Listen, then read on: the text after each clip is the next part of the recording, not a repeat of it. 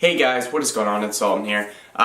Today I just wanted to kind of introduce the video that I shot the other day and this past weekend, and I guess last weekend too, I got some of this footage. This is going to be a little cinematic I made of some adventures that have been going on. We went to the Jewel Box in St. Louis. We also went to the Botanical Gardens, and everything I shot at the Botanical Garden was in one of the Climatron things. It was just one space. We didn't walk anywhere else in the Botanical Gardens that day. It was in one building. All the footage I got was that. We went and got some coffee, so there's a couple shots of that coffee place. I think it's called Shaw's Coffee. It's in the Hill of St. Louis. Excellent coffee place, I suggest it. And then the Jewel Box footage we got this past weekend. The Jewel Box is a building in St. Louis. It's very warm inside. There's lots of jungle kind of plants.